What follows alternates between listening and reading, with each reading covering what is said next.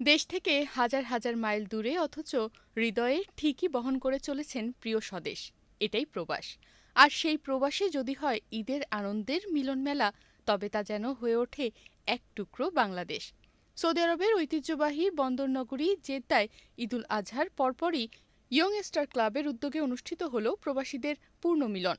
স্থানীয় শিল্পীদের অংশগ্রহণে গান, নাচ আর সাংস্কৃতিক পরিবেশনায় মুখর হয়ে উঠেছিল পুরো অনুষ্ঠানস্থল। অনুষ্ঠানে ছিল বাংলাদেশি খাবারের ব্যাপক আয়োজন। শিশু কিশোরদের অংশগ্রহণ অনুষ্ঠানকে করে তুলেছিল আনন্দময়। সবকিছু মিলিয়ে অনুষ্ঠানটি হয়ে উঠেছিল প্রবাসের বুকে এক টুকরো বাংলাদেশ। সম্পূর্ণ অরাজনৈতিক সংগঠন হিসেবে বাঙালি কমিউনিটির অনেকেই সপরিবারে এ অনুষ্ঠানে অংশগ্রহণ করেন।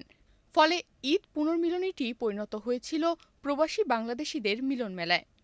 ঈদ মোবারক।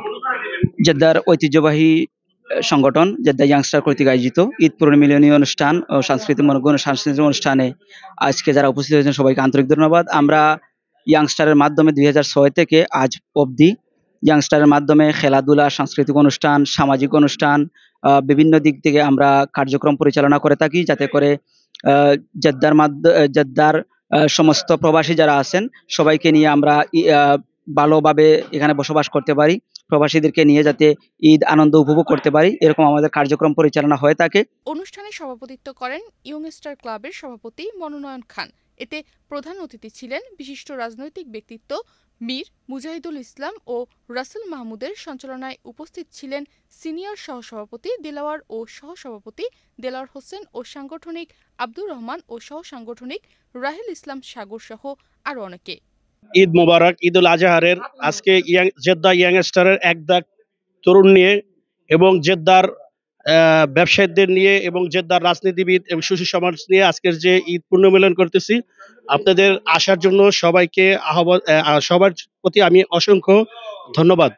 অতিথিরা একে অন্যের সঙ্গে ঈদ শুভেচ্ছা বিনিময় করেন। পুনর্মিলনীকে কেন্দ্র করে স্বদেশে স্বজনদের ছেড়ে দূর দেশে আসা প্রবাসীদের মধ্যে ছিল ব্যাপক উচ্ছ্বাস।